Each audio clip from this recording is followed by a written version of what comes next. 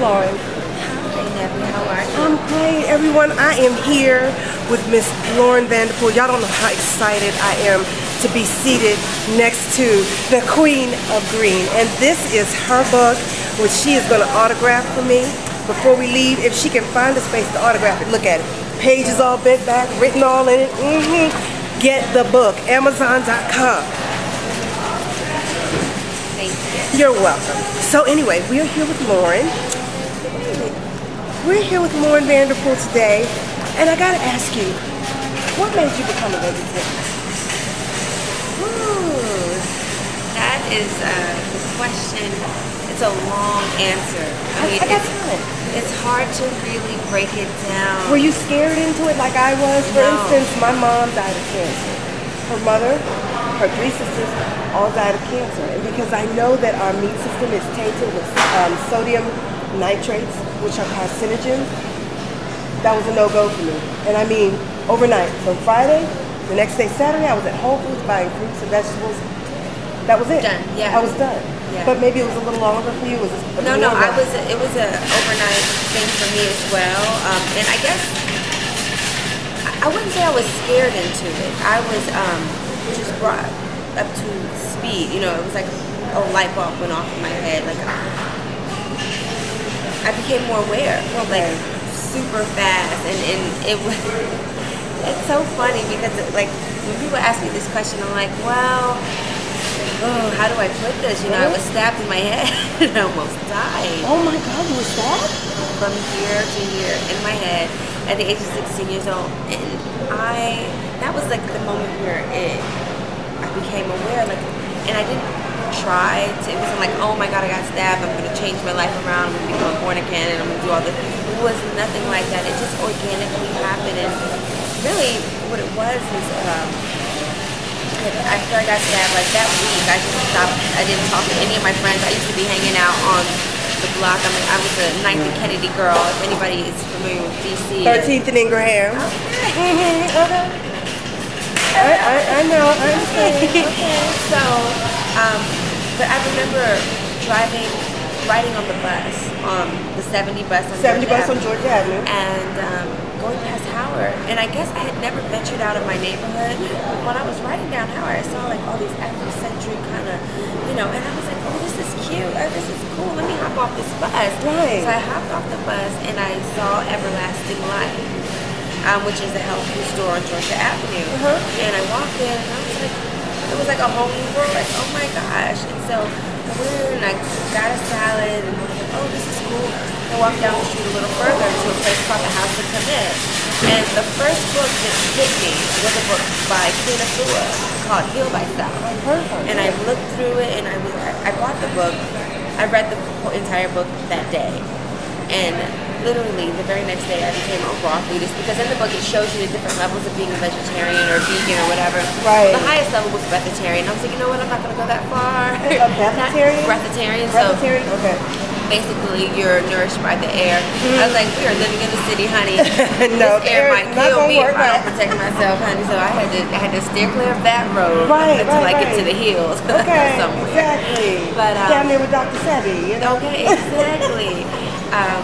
But I became a raw foodist, and what I did was I made an arrangement with Everlasting Life and asked them, hey, can I volunteer there? And Kind of networking. I volunteered in exchange for raw food, in exchange for produce. So I was getting all this produce, and I was like, well, you know, I'm gonna start making some stuff. I saw their salads, and they were really good.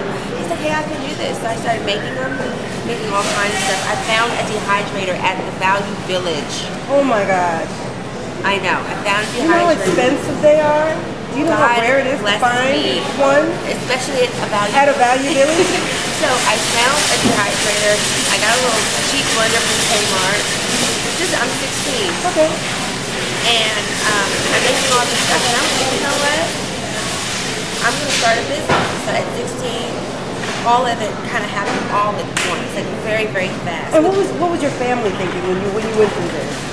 They were like, well, my mom was supportive because she was happy I was off the block. Okay. Like, you know, and my thing is, I was a tough girl. I was never like a promiscuous girl. I had all brothers, so I was more like, I'll beat your ass.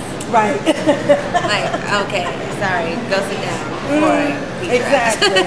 You know, so like, but my mom was just really happy that I was no longer hanging out, you know, with the hood rats, and I started volunteering and then all this stuff. So it kind of happened that way. It's very organic, and here I am now. So fast forward to now, you have been traveling the world, literally, with Venus and Serena Williams. What was that like? It's amazing. I love them. It's hectic, isn't it? It can be, but you know, gratitude heals all things, you know, and so I'm just so grateful for every moment. It's not hectic for me. It's actually just a pleasure, all in all. to be honest, it's so refreshing to hear that, especially from someone who's so young like you, because I think a lot of people take so much for granted, no matter where they are in life. I think when you're younger, you just think, oh, I'm going to live forever, this is going to go on forever, you know, and so much is taken for granted. It's just so refreshing to hear that from somebody so young and so beautiful and just so vibrant. You just, I mean, this young lady, look at her, she's got it going on. Beautiful spirit, beautiful person, just wonderful. I mean, okay, so now I've been reading your book, and you talk about your mojo bag. Do you have your mojo bag with you? My mojo bag is in my car. Okay, well, that's okay. Tell me what's in your mojo bag right now. Right now, I've got pink Himalayan sea salt. I've got chlorella, spirulina. Believe it or not, I have ginger. Like, it's so bad. I keep ginger with me all the time. Okay, I thought I was the only one. You know, if I could make a perfume out of ginger, I would. Right. Isn't that nice? I make necklaces out of them all the time. I see, I know. But yeah, my purse is usually like a grocery bag. Like you can find any kind of food, like an orange, you know, it's just like, so tell us about your mojo, because for those of you who haven't gotten the book yet, tell them what the mojo bag is and why you carry it. So the mojo bag is basically your little healing medicine bag. You always keep it with you. So for example, say you're at a restaurant and they're back there using Morton salt now, honey. We do not do the Morton salt. Not when we're trying to eat ourselves sexy. But when we're trying to eat ourselves sexy, we know that bloating will come shortly after that. Exactly. So you got to get your pink Himalayan salt. Yeah. So I keep that with me. So that's one of the things that I keep in my mojo bag, because if I'm out at a lunch meeting or whatever, and the client wants to meet me wherever, and I know that the food quality might not be great, and I can order a salad. Then I'll bring my sea salt, and I'll just ask them for some extra virgin olive oil and lemon juice, and I'll have my salad dressing right there. There you go. So really simple stuff, and I always keep a lemon with me. I don't know. It's just me. You know, I like a lemon or a lime to squeeze in my water. I do lime and chili pepper, chili powder. Yeah. For my salad dressing. Oh, nice, nice. Yeah. So you know, you can get creative, do all kinds of stuff. All right. So what's next for you? What's next? What are you doing right now? I'm working on a really cool platform for children, and I have a nonprofit. Oh my God! This is so exciting for me. I just did a photo shoot down at the Southeast Tennis Center. Cora Berry, Marion Berry's wife, she has a tennis center. So I just did a photo shoot down there. Great. What was that? Wednesday. And I'm super excited. I have a book that's coming out for children that I can't really give you too much about. But it'll be out soon. I'll wait. And I'm so excited about it. I'm excited for you. It's going to be, the book is just a guide, but I'm doing after-school initiatives, as well as summer programs for children internationally. But I'm starting here in DC. I'm so excited. What better place to start right here in the nation's capital? So you're going to be in DC for a while? Well, no. This is how I'm going to, I work with Michelle Obama's obesity prevention campaign, so this will be a tie-in. In addition to that, I have a team helping me run the program. I will be in town and running, but I have to fly in and out sometimes, so I have somewhat people in charge of running all of the different aspects, and I pop in and make sure everything is rolling straight and getting everything together. So that is so wonderful. You are so busy and just so blessed to be able to do so many things. And see, when you do what you love to do, you don't work a day in your life, do you? Okay. You're just doing what you like to do, right? I'm cruising, honey. So I have to let you On know. cruise, right? Okay. Okay. Give me some. Don't leave me hanging. Okay.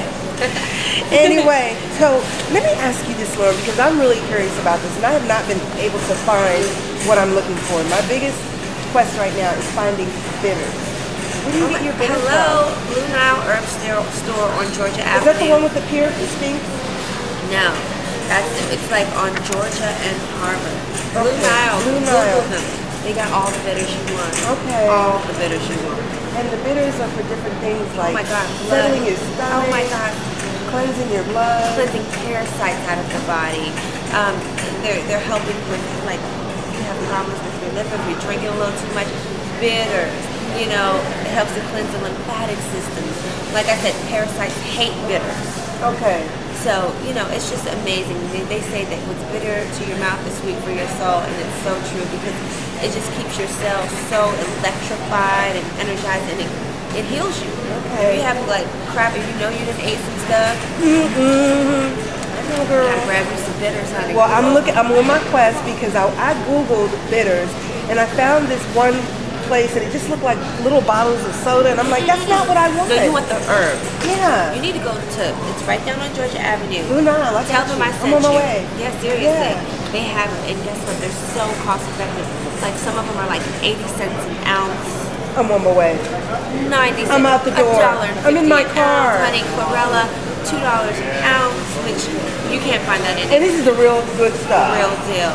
Okay. Real deal. All right. Girl, I'm not gonna steer I'm you going to wrong. get my bitters, y'all. Y'all better come on. Get on board. Get on board. Don't play. Don't sleep. Okay. Tell us 3 things that you want us to know to be healthy. Anything. 3 things. 3 things. What do you want us to do to be healthy? Have fun, first and foremost. You know, enjoy the journey. Enjoy it. Like, your body's gonna transform. You're gonna feel amazing. Enjoy it. Don't let it be a chore. Otherwise, you're gonna be like, oh, I gotta drink my drink. Just enjoy. Like, get excited about the process. That's And you one gotta thing. make it tasteful too, Yeah. because you know, and I don't mean to cut you off, but when I started this, you know, I watch people and I see people cook vegetables and they chop them up and then they put them in a pan or they boil them in some water or they slop some oil on them, and I'm like, where's the seasoning? Where's the spice? You gotta put the spice in your life, right? You gotta put the spice in your you know. I'm all about flavor. Yeah, me too. And I'm all about the sexy. So it has to, if it doesn't look good on the plate, honey, don't even send it my way. Like, you know, it has to be beautiful. It just has to have that love in it, you know. And for me, it doesn't have to be what I would do. It's your own artistry. It's your own expression. Right. You know, so I play with it. Make it pretty. have fun. That's the whole point of having fun, is you get to tap into that childlike spirit. Right. You know, it's just like, oh, I can do this, I can do that, and you'll figure out some new recipes and all kinds of stuff. So we're gonna have fun. That's number That's one. Eat a lot of greens. Mineral-rich diet is super important because minerals carry oxygen to your cells. So you definitely want to make sure you're eating a lot of greens, green juices and stuff like that. That's pretty essential on a daily basis. I would say if you're trying to embark on this journey, even if you're slipping some chicken or fish, which, you know, I'm not telling people to go cold turkey. You're going to do what you want to do regardless. Right. You know what I mean? But it's about incorporating healthier things in your body to help to digest the foods you're putting in your body. So if you're putting foods that are harder to digest, then you need to know how to combat that adverse consequences of that. Right. Greens really help, you know, the entire body. So I would say do a lot of greens and fast burning carbs. You know, if you want to stay fit and strong, you need to not be doing carbs you're going to stay in the body all the time, like the pasta and the breads, unless you're an athlete. And in that case, I would recommend a brown rice pasta, quinoa pasta, sprouted breads, and things like that. Sprouted breads, okay. Yeah, instead of, you know, going to Safeway and getting the 9-grain that's just going to stick to the intestines. No. Let me tell y'all something about those breads at Safeway and Giant. Look at the label. The second ingredient, high fructose corn syrup. I didn't know till last month. I just happened to look at a loaf of bread, and then I just kept going down the line, and they were all high fructose corn syrup. I couldn't believe it. Food industry is an interesting one, to say the least. To say the least, and Okay. I don't want to go negative. I don't want to go negative. Don't make me go there. But Lauren, listen, it has been a pleasure talking to you. Isn't she adorable? She's so cute. And I'm so glad you took the time out to meet with me. I saw your post on the, I don't want to name where I saw it, on the social network. And I was like, oh my God, she's here. I gotta interview her. I gotta talk to her. Aww. So I saw it and I just took a chance, and I'm just so grateful that you just picked me up at the last minute. Y'all, I was late. It's okay. It's so embarrassing. So wrong. It's not like me. But she was here. Thank you, Lauren. I appreciate you coming. Look, y'all, look. See the book? See the book. Look, let me show you what's in the book. That's it. That's all you get. Buy the book. Amazon.com. It'll be to you the next 2 days if you order today. Actually, if you come to the Broccoli City Fest, which is happening on Sunday, there's a promotional code which will give you $5 off the book if you go to my website and buy the book. And what's your website? Vonderpoolgourmet.com. All right. Thank you, Lauren. You're welcome. Ciao, Bellas. Until next time, this is the Green Garden Diva talking with the Queen of Green. We'll see you next time. Bye.